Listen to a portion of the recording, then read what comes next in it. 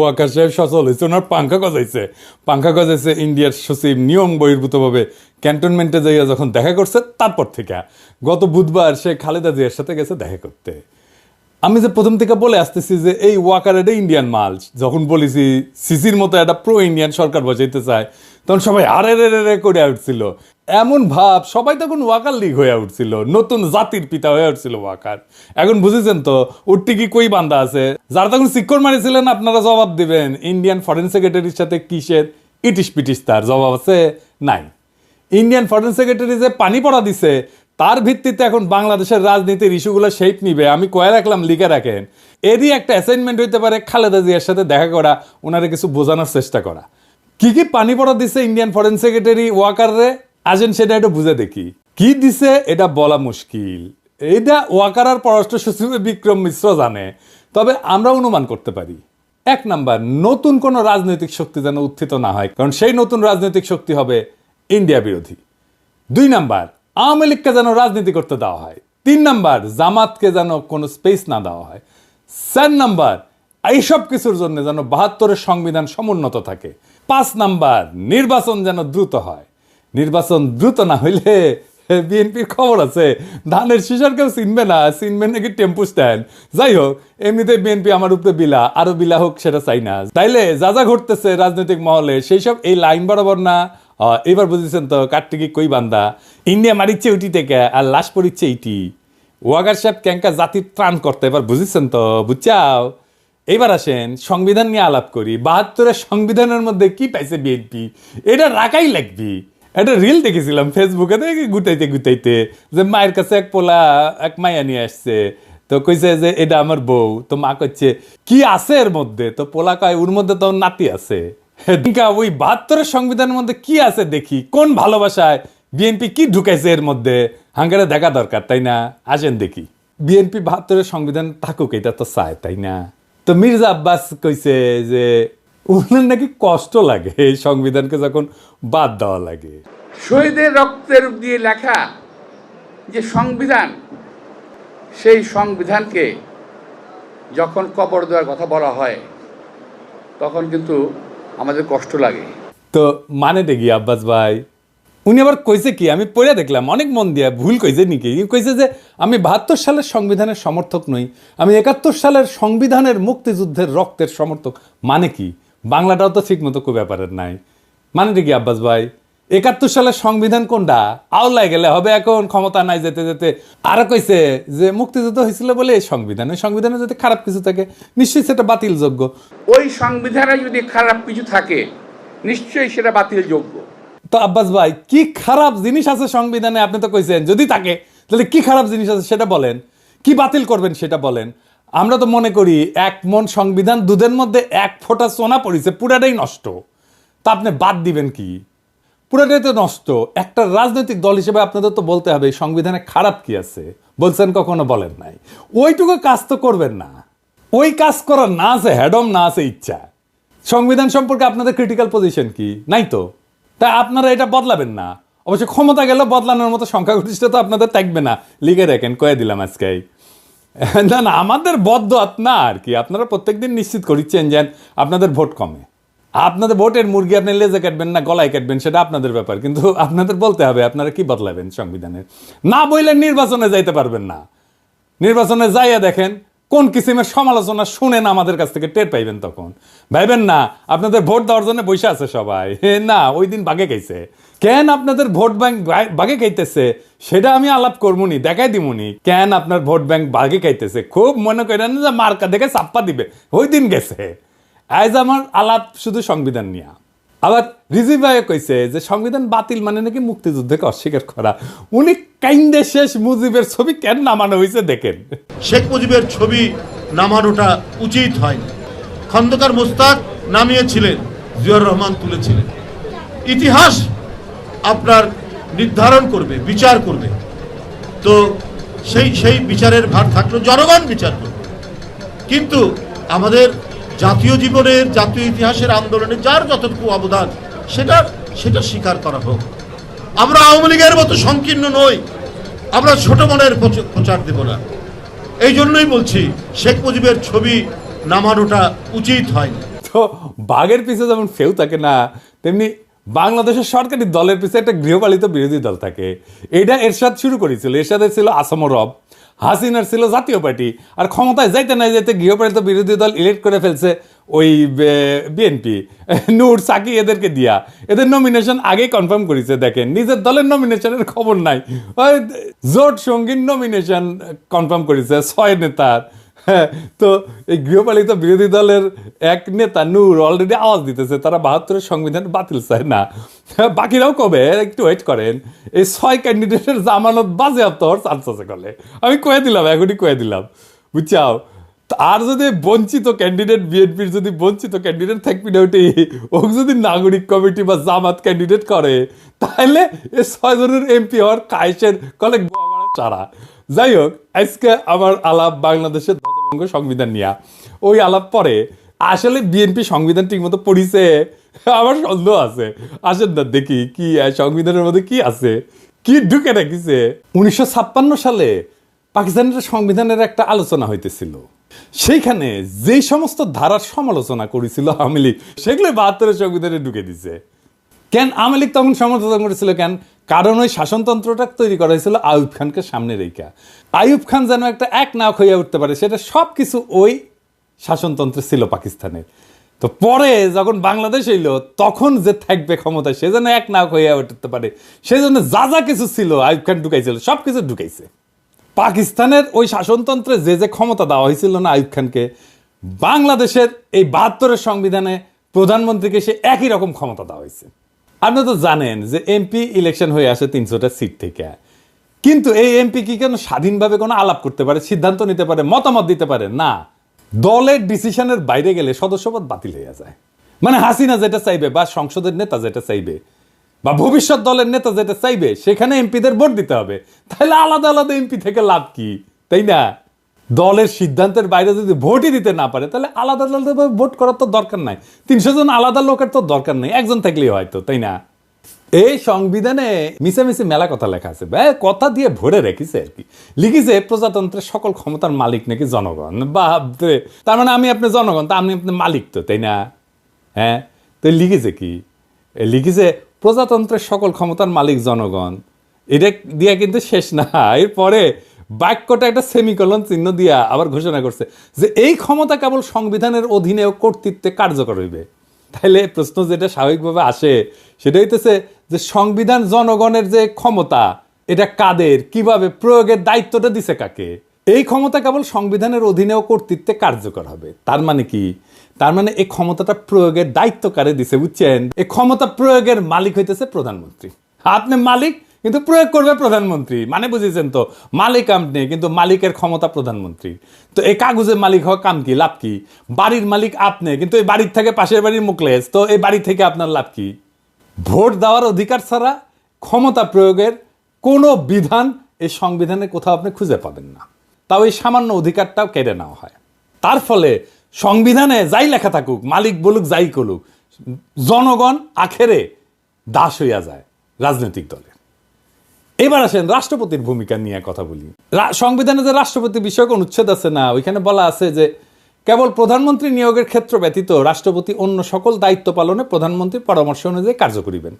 তবে শর্ত থাকে যে প্রধানমন্ত্রী রাষ্ট্রপতিকে আদৌ কোনো পরামর্শ দান করিয়াছেন কিনা, এবং করিয়া থাকলে কি পরামর্শ দান করিয়াছেন, কোনো আদালত সেই সম্পর্কে কোনো প্রশ্নের তদন্ত করিতে পারিবে না। অর্থাৎ সংবিধান রাষ্ট্রপতিকে যে সব ক্ষমতা দিছে বলে মনে করা হইতেছে, তার কোনোটাই আসলে তার নাই, বুয়া। সবই প্রধানমন্ত্রী পরামর্শ অনুযায়ী প্রয়োগ করতে বাধ্য। তা প্রধানমন্ত্রী পরামর্শ ছাড়া যদি প্রয়োগ করতে না পারে, তাহলে রাষ্ট্রপতি থেকে লাভ কি কর বলেন তো? বিচারপতি, নির্বাচন কমিশনের নিয়োগ, সকল সাংবিধানিক পদে নিয়োগ দান, দণ্ডপ্রাপ্ত আসামির দণ্ড মওকুফ, কোনো কিছুই প্রধানমন্ত্রী পরামর্শ ব্যতীত করার ক্ষমতা সংবিধান রাষ্ট্রপতিকে দেয়নি। আবার সংবিধান পড়লে মনে হইতে পারে যে রাষ্ট্রপতি প্রতিরক্ষা বাহিনীর সর্বাধিনায়ক, সে বিচারপতি নিয়োগ করে, অ্যাটর্নি জেনারেল নিয়োগ করে, নির্বাচন কমিশন মহা হিসাব নিরীক্ষক নিয়োগ করে। কিন্তু আগের অনুচ্ছেদটা যদি দেখেন না, তাইলে এই সমস্ত ক্ষমতা আসলে দেখা যাচ্ছে যে দৃশ্যত রাষ্ট্রপতির, কিন্তু প্রকৃতপক্ষে এটা প্রধানমন্ত্রীর আন্ডারে। রাষ্ট্রপতি প্রধানমন্ত্রীর আন্ডারে চাকরি করা এক বালচুন, যার নিজের কোনো ক্ষমতা নাই, চাঁদের মতো আর কি, নিজের কোনো আলো নাই। প্রধানমন্ত্রী সূর্যের আলোতে সে আলোকিত। তো সংবিধান অনুসারে বলছে যে রাষ্ট্রপতির আছে প্রধানমন্ত্রী নিয়োগের ক্ষমতা, কিন্তু এবার বলাও আছে যে সংসদের সংখ্যাগরিষ্ঠ সদস্যের আস্থাভাজন বলে রাষ্ট্রপতির নিয়োগ প্রতীয়মান হইতে হবে। তার মানে রাষ্ট্রপতি তাকেই প্রধানমন্ত্রী নিয়োগ করবে যে সংসদের সংখ্যাগরিষ্ঠ। তার মানে তার রাষ্ট্রপতির তো আসলে কোনো ক্ষমতা নাই। প্রকৃত অর্থে প্রধানমন্ত্রী নিয়োগের ক্ষমতাও তার না। এটা হলো সংখ্যাগরিষ্ঠ সংসদ সদস্যের ক্ষমতা। তারপরে প্রধানমন্ত্রীর তো প্রজাতন্ত্রের নির্বাহী ক্ষমতার অধিকারী করছেই, মন্ত্রী নিয়োগ করা, বরখাস্তের এখতিয়ার সংবিধানে প্রধানমন্ত্রীকেই দিছে। বাংলাদেশের সংবিধানে প্রধানমন্ত্রীকে যে ক্ষমতা দেওয়া হয়েছে প্রাচীনকালের সম্রাটদের ওই ক্ষমতা ছিল না। আচ্ছা, এবার আসেন, পৃথিবীর সব দেশে ইমপিচ করা যায় রাষ্ট্রপ্রধানকে, তাই না? সংবিধান অনুসারে প্রধানমন্ত্রীকে কি ইমপিচ করা যায়? প্রধানমন্ত্রীর বিরুদ্ধে যদি কোনো অভিযোগ ওঠে তাহলে তদন্ত করবে কে? এটাও কি রাষ্ট্রপতিকে প্রধানমন্ত্রীর সাথে পরামর্শ করে করতে হবে? প্রধান বিচারপতির বিরুদ্ধে যদি কোনো অভিযোগ ওঠে তাহলে সেটা তদন্ত করার অধিকারী বা কে? কেমন করে করবে? প্রধানমন্ত্রী রাষ্ট্রীয় পররাষ্ট্র বিষয়ে রাষ্ট্রপতিকে অবহিত করবেন, ঠিক আছে, কিন্তু অবহিত হয়ে থাকে কি যথেষ্ট? যদি প্রধানমন্ত্রী কোনো রাষ্ট্রীয় কর্মকাণ্ড বা পররাষ্ট্র সম্পর্ক নির্ণয়, রাষ্ট্রীয় নিরাপত্তা, দেশের স্বাধীনতা, সার্বভৌমত্ব কিংবা বাংলাদেশের সংবিধানের সঙ্গে অসঙ্গতিপূর্ণ হয় তাহলে তার বিচারটা করবে কে? এই বিচারের সুযোগ আমাদের সংবিধানে নাই। এইভাবেই সংবিধান প্রধানমন্ত্রীর স্বেচ্ছাচারিতার সুযোগ করে দেওয়া হয়েছে। এই সংবিধানের মধ্যে লুকায় আছে ফ্যাসিবাদের বীজ, এই সংবিধানের মধ্যে লুকায় আছে স্বৈরাচারের বীজ। ওই যে বলছি না, এর মধ্যে কি আছে? এইটাই আছে, ওইটাই বিএনপির পছন্দ। ও বিএনপি ওই আর একটা স্বৈরাচার হয়ে উঠতে চায়। এই যে আভ্যন্তরীণ রাজনীতি, অর্থনীতি, আইন শৃঙ্খলা পরিস্থিতিতে বিশৃঙ্খলা, অরাজকতা, এমনকি দেশদ্রোহিতা করছে যে হাসিনা, এর জন্য হাসিনাকে দায়ী, দোষী সাব্যস্ত করা, বিচার করার সাংবিধানিক সুযোগ সংবিধানে নাই। বুঝছাও? বিশ্বের সবচেয়ে ক্ষমতাধর ব্যক্তিকে, মার্কিন প্রেসিডেন্ট তো, তাই না? তারই ইমপিচ করা যায়। আর আমাদের সংবিধান এমন যে প্রধানমন্ত্রীকে ইমপিচ করা তো দূরে থাক, সাংবিধানিকভাবে তার কাছে জবাবদিহিতা চাওয়ার এবং আদায় করার কোনো সুযোগ নাই, ব্যবস্থাও নাই। এই জন্যই এই সংবিধান, ৭২-এর সংবিধান এত পছন্দ বিএনপির। বুঝছাও? এইবার আসেন দেখি যে রাষ্ট্র তার ঘোষিত নীতির উল্টা নীতিও এই সংবিধানের বলে বাস্তবায়ন করতে পারে। কেমনে? আসেন দেখি। সংবিধানে রাষ্ট্র পরিচালনার মূলনীতি লেখা আছে। তো একটা মূলনীতির তো একটা অংশ রাজনৈতিক, আমরা জানি, এবং একটা অংশ অর্থনৈতিক। রাষ্ট্র যে রাজনৈতিক এবং অর্থনৈতিক লক্ষ্য নির্ধারণ করছে তার বাস্তবায়ন আদালতের এখতিয়ারের বাইরে রাখা হয়েছে। এই নিয়ে যদি কোনো প্রশ্ন নাও তোলা হয়, আর যদি রাষ্ট্র যদি তার ঘোষিত নীতির বিপরীতে কোনো নীতি বাস্তবায়ন করতে যায় তাহলে সেটা আদালতে যায় বন্ধ করা যাবে না। যেমন ধরেন, আমাদের রাষ্ট্রীয় মূলনীতিতে স্বাস্থ্যকে, চিকিৎসাকে একটা মৌলিক অধিকার হিসেবে বর্ণনা করা হয়েছে। এখন আপনি যদি চিকিৎসা না পান, চিকিৎসা দিতে যদি না পারে, আপনি কি আদালতে যে মামলা করে দিতে পারবেন রাষ্ট্রের বিরুদ্ধে, সরকারের বিরুদ্ধে? পারবেন না। তো তাইলে মৌলিক অধিকার থেকে লাভ কি? এই সংসদকে 2/3 ভোটে সংবিধানের সব কিছু পরিবর্তন, স্থগিত, এটার ক্ষমতা দেওয়া হয়েছে। যেটা এমনকি মূলনীতি হইলেও, সংবিধানের মূলনীতি হইলেও, রাষ্ট্রীয় মূলনীতি হইলেও, সেটা মৌলিক অধিকার হইলেও, এমন যে কোনো কিছুই সে স্থগিত করে দিতে পারে, নষ্ট করে দিতে পারে। রাষ্ট্রের মূলনীতি বাস্তবে প্রয়োগ না করে সম্পূর্ণ বিপরীত পথে চললেও তা কোনোভাবেই সংবিধানের লঙ্ঘন হবে না যদি 2/3 ভোট আপনি পান। এবং এই রাহাজানি বন্ধ করার কোনো সাংবিধানিক ব্যবস্থা এই সংবিধানে নাই। 2/3 ভোট নিয়ে বাংলাদেশের নাম যদি গান্ডুল্যান্ড করে দেওয়া হয় তাও সই, সেটাও সংবিধান সম্মত। আর এই সংবিধানে হাত দিতে হলে বিএনপি ব্যথা পায়। তো সংবিধান যদি জনগণের অভিপ্রায় প্রকাশ হয়, তার স্বাধীনতা রক্ষার সনদ হয়, তাহলে জনগণের ঊর্ধ্বে তো কারো অবস্থান হইতে পারে না। কিন্তু এমপিরা জনগণের ঊর্ধ্বে হয়ে যায় যদি তার 2/3 সংখ্যাগরিষ্ঠতা থাকে। সুতরাং জনগণ তার জাতীয় বা রাষ্ট্রীয় অভিপ্রায় হিসেবে যা ঠিক করবে সেটা সংশোধনের এখতিয়ার কোনোভাবেই এই এমপিদের কাছে থাকতে পারে না। কিন্তু এই সংবিধানে আছে। জনগণের অনুমোদন ছাড়া সংবিধান সংশোধন হইতে পারে না, কিন্তু এই সংবিধানে করা যায়। আমেরিকার কথা ধরেন, সংবিধান সংশোধনের এখতিয়ার তো সিনেটের হাতে থাকে না। কেন থাকে না? কারণ সিনেট সদস্যরা নিজেরাই এই সংবিধানের মাধ্যমে ক্ষমতা নেয়। সুতরাং তারা নিজেরা যদি সংবিধান সংশোধন করতে যায় তাহলে নিজেদের ক্ষমতা এবং কর্তৃত্বের যে উৎস তাকেই অস্বীকার করা হয়, এমনকি নিজেদেরকেও অস্বীকার করা হয়। সুতরাং সাধারণ সিনেটের কাছে সংবিধান সংশোধনের এখতিয়ার থাকতে পারে না। সংবিধান সংশোধন করতে হলে আবশ্যিকভাবে নতুন করে জনগণের অনুমোদন নিতে হবে, গণভোট নিতে হবে। এই কারণেই সংবিধানের 4র্থ সংশোধনীর মাধ্যমে সংবিধানের চরিত্রের আমূল পরিবর্তন ঘটায় একদলীয় শাসন ব্যবস্থা বাকশাল কায়েম করছিল আওয়ামী লীগ। করতে পারছিল। জনগণের মতামতের তোয়াক্কা না করেই সেদিন সংবিধানের অপরিহার্য মৌলিক শর্ত এবং নৈতিকতার বৈশিষ্ট্য ধুলায় মিশায় দিছিল এই ৭২-এর সংবিধান, যেই ৭২-এর সংবিধান বিএনপির এত প্রিয়। এবার আসেন, আপনার আমার টাকা নিয়ে কি রাহাজানি করে এমপিরা এই সংসদে সেটা দিয়ে। রাষ্ট্র কিভাবে কার কাছ থেকে কত টাকা আদায় করবে, কার জন্য কত টাকা খরচা করবে সেটা নির্ধারণের জন্য যে বিল আনা হয় তাকে অর্থ বিল বলা হয়। এই অর্থ বিল সম্পর্কে আদালতে প্রশ্ন উত্থাপন করা যাবে না।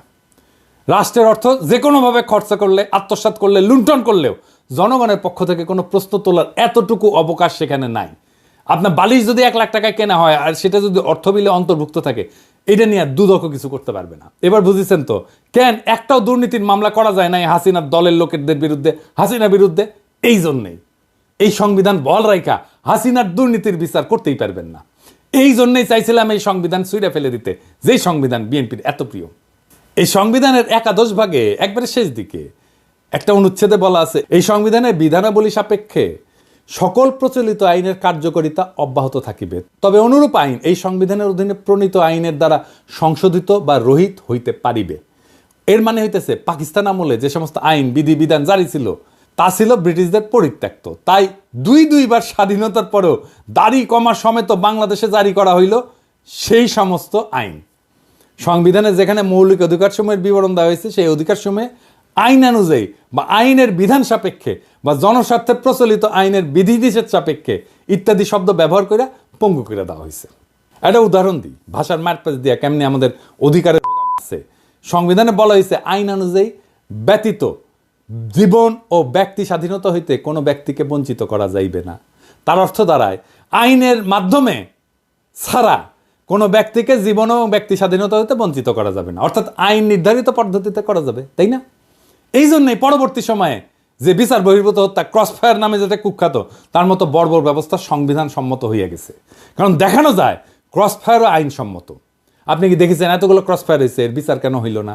বুঝেছেন তো বিএনপি এসে এটার বেনিফিট নিবে। ক্রসফায়ার তো বিএনপি শুরু করেছিল।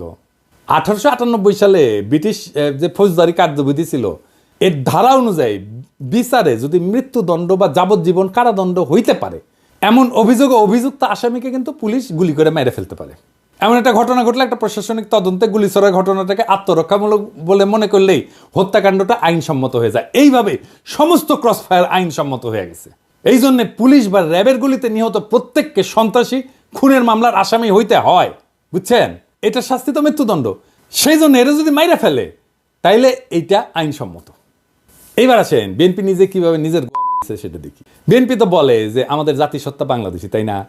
বিএনপি আর আওয়ামী লীগের মধ্যে তো তফাৎ হচ্ছে, আওয়ামী লীগ মনে করে আমাদের জাতিসত্তা বাঙালি আর বিএনপি মনে করে আমরা বাংলাদেশি। তো এই সংবিধানে কি লেখা আছে? লেখা আছে বাংলাদেশের নাগরিকগণ বাঙালি বলিয়া পরিচিত হইবেন। তো এই বাক্য দিয়া সংবিধানে বাঙালি ছাড়া অন্যান্য জাতির অস্তিত্বকে অস্বীকার করাই লোক। এতগুলো জাতিসত্তা আছে, আমাদের ক্ষুদ্র নৃগোষ্ঠী আছে, কেউ তাহলে বাংলাদেশের নাগরিক না। রাষ্ট্র পরিচালনার অন্যতম মূলনীতি অংশে বলা আছে যে ভাষাগত এবং সংস্কৃতিগত একক সত্তা বিশিষ্ট যে বাঙালি জাতি ঐক্যবদ্ধ এবং সংকল্পবদ্ধ সংগ্রাম করিয়া জাতীয় মুক্তিযুদ্ধের মাধ্যমে বাংলাদেশের স্বাধীনতা ও সার্বভৌমত্ব অর্জন করিয়াছেন, সেই বাঙালি জাতির ঐক্য এবং সংহতি হবে বাঙালি জাতীয়তাবাদের ভিত্তি। এইটা বিএনপি রাখতে চায়, বুঝছাও? ওই পরেই নি আসলে সংবিধান। এর মধ্যে বাংলাদেশের সংখ্যালঘু জাতি সরকার প্রশ্নটাই অনুপস্থিত। শুধু অনুপস্থিত না, বরং বাঙালি অহমিকা এবং উগ্রতাকে সাংবিধানিকভাবে প্রতিষ্ঠিত করা হয়েছে এবং তাদের অস্তিত্বকে অস্বীকার করা হয়েছে এবং নাগরিক অধিকারটুকু হরণ করে নেওয়ার ব্যবস্থা করা হয়েছে, যারা ভাষায় বাঙালি না, এমনকি সংস্কৃতিগতভাবে বাঙালি না। সংবিধান অনুযায়ী তারা বাংলাদেশের নাগরিকই থাকে না। তাহলে বিএনপির বাংলাদেশে জাতীয়তাবাদ কই? এবার আসেন আর একটা বিষয়, ভারতকে হাসিনা যা দিছে সেটি কি আর কেন আমরা সেটা জানতে পারি না? হাসিনা গর্বভরে বলেছিল না যে ভারতকে যা দিছি তা তারা সারা জীবন মনে রাখবে। তো ইন্ডিয়ার সাথে কি কি চুক্তি হয়েছে জানেন না? এমনকি অন্তর্বর্তীকালীন সরকারও তা জানায় নাই। কেন জানায় নাই? কারণ রাষ্ট্রীয় কোনো চুক্তি হোক তা জাতীয় আন্তর্জাতিক তা সম্পাদনের পূর্বে বা পরে জনগণের কোনো মতামত গ্রহণের জন্য কোনোভাবেই জনগণের কাছে বা তার প্রতিনিধির কাছে উপস্থাপনের কোনো ব্যবস্থা রাখেনি। মানে এটা সংসদে আলাপ না করেও চুক্তি করতে পারে। তার মানে এই 72-এর সংবিধান অনুযায়ী অন্য যে কোনো রাষ্ট্রের সাথে যে কোনো চুক্তি, ট্রানজিট হোক, করিডোর হোক, যা কিছু হোক, বন্দর দিয়ে দেওয়া হোক, চুক্তির আগে বা পরে দেশবাসীর সঙ্গে আলোচনার সাংবিধানিক কোনো বাধ্যবাধকতা নেই। সমস্ত আন্তর্জাতিক চুক্তি সম্পাদিত হয় জনগণকে অন্ধকারে রেখে। এমনকি সংসদেও সেই চুক্তি নিয়ে আলোচনার কোনো বাধ্যবাধকতা সরকারের নাই। আবার দেখেন যে নির্বাচনী এলাকা থেকে সংসদ সদস্যরা নির্বাচিত হয়, সেই নির্বাচকরা যদি সেই এলাকার লোকেরা মনে করে যে তাকে আর তার প্রতিনিধি রাখবে না, তাহলে ওই জনগণের হাত পা বাঁধা, কিছুই করার নাই। মানে টার্ম শেষ হওয়ার আগে পর্যন্ত কিছু করতে পারে না। অর্থাৎ প্রতিনিধি প্রত্যাহার করার কোনো সুযোগ সংবিধানে নাই। সারা দুনিয়ায় সভ্য দেশে এই সুযোগ আছে। এলাকার লোকেরা তার এমপিকে রিকল করতে পারে, মানে প্রত্যাহার করে নিতে পারে, এমনকি তার টার্ম শেষ হওয়ার আগেই। আর বাংলাদেশে একবার নির্বাচিত হলে কেল্লাফতে। দুনিয়ার সব দেশ এমপিকে রিকল করতে পারে, তার এলাকার লোকেরা, বাংলাদেশে পারে না। সংবিধান আসলে রচনা হয় কীভাবে? সেভাবে কি আমাদের সংবিধান রচনা হয়েছে? সংবিধান তৈরি করে গণপরিষদ। শুধু সংবিধান তৈরি তাদের কাজ। জনগণ ভোট দিয়া গণপরিষদ তৈরি করে, তারা সংবিধান তৈরি করে চলে যায়। সেই সংবিধানের অধীনে নির্বাচন হয়, নতুন সংসদ তৈরি হয়। কেন এই নিয়ম? কারণ আমি যে আইনে চলবো সেই আইন তো আমি নিজে তৈরি করতে পারি না। তাইলে তো আমার সুবিধা মতো আমি আইন বানাবো, তাই না? আমাদের সংবিধান তৈরি হয়েছে এমপিদের দিয়া। তারাই সংবিধান বানাইছে। তাদের সংবিধান বানানোর জন্য নির্বাচন করা হয়নি, কিন্তু তাদের এই সংবিধান বানানোর ম্যান্ডেটই ছিল না। তারা সংবিধান বানানোর পরে নিজেরাই কন্টিনিউ করছে এমপি হিসাবে, মানে নিজে যে আইন বানাইছে সেই আইন অনুযায়ী সে চলছে। মৌলানা ভাসানী কিন্তু বলছিল যে এই সংবিধানের খসড়া জনগণের কাছে প্রকাশ করার আগে সেটা দিল্লি পাঠানো হয়েছে। 72 সালে জুন মাসে নাকি, তখন আইনমন্ত্রী ছিল কামাল হোসেন, সে সংবিধানের খসড়া বগল দাবা করিয়া বিলাতে যাওয়ার নাম করে দিল্লিতে নাকি গেছিল। আচ্ছা ধরেন বানাইলো সংবিধান, মেলা ভালো সংবিধান বানাইছে, ধরে নিলাম, ধরেন হ্যাঁ তাই সই। তো 73 সালের 22 সেপ্টেম্বর তারিখে 9 মাস গেছে মাত্র। তারপরে সংবিধানের 33 নম্বর অনুচ্ছেদ সংশোধনীর জন্য দ্বিতীয় সংশোধনী বিল পাশ হইল এবং জরুরি আইন সংবিধানে সংযোজিত হইল। এটাও কিন্তু ভারতীয় সংবিধানের 22 নম্বর অনুচ্ছেদের কপি, বুঝছাও? ভারতীয় সংবিধানে আটকাদেশ মেয়াদ 3 থেকে 6 মাস, এনে বাংলাদেশের সংবিধানে আটকাদেশের মেয়াদ কিন্তু অনির্দিষ্টকাল পর্যন্ত, বুঝছাও? তো কি বালের সংবিধান বানাইছিলেন যে 1 বছর যা না যাইতে কাটাছেড়া করতে হয়? সেই সংবিধান বিএনপির প্রিয়। তাই সংবিধানে তাইলে কি মধু আছে? কি আছে সংবিধানের মধ্যে? এই সংবিধানে আছে ফ্যাসিবাদের বীজ, এই সংবিধানে আছে স্বৈরাচারের বীজ। এই সংবিধান ইন্ডিয়ার ব্রেন চাইল, এইটারই রক্ষা করতে চায় বিএনপি। ইন্ডিয়া আওয়ামী লীগের গোয়া মারিছে, বিএনপি গোয়া মারবি। আর সানন্দে বিএনপি পাইতে দিচ্ছে। কি পাইতে দিচ্ছে জিজ্ঞেস করেন না, বাংলাদেশের জনগণ এটা মানবে না। এই সংবিধানের অধীনে নির্বাচন হবে না। প্রফেসর ইউনূসের সরকারের ম্যান্ডেট নাই, বিএনপি বলে। তাইলে সংবিধান প্রণয়নের জন্য সংবিধান সভার নির্বাচন হোক, ম্যান্ডেট নিয়ে তারা জনগণের জন্য সংবিধান লিখুক। ওয়েট করেন আপনারা। নির্বাচন করতে চান, আসেন এই গণপরিষদের নির্বাচন করেন, সংবিধান লেখার নির্বাচন। সেটা তো করবেন না। দেশের মালিক আপনারাই না, আমরাও দেশের মালিক। শুধু রাজনৈতিক দলের কথা শুই না দেশ চালাবে অন্তর্বর্তীকালীন সরকার, এটা কোথায় লেখা আছে? জুলাই বিপ্লবের টাইমে ছাত্র জনতা একটা স্লোগান দিছিল, দেশটা কারো বাপের না, মাথায় রেখেন, দেশটা রাজনৈতিক দলের কারো বাপের না। সবার মত নিয়ে দেশ চালাইতে হবে। এই সংবিধান ছুঁড়ে ফেলতে হবে। নতুন সংবিধান ছাড়া কোনো নির্বাচন হবে না। Case close. ইনকিলাব জিন্দাবাদ।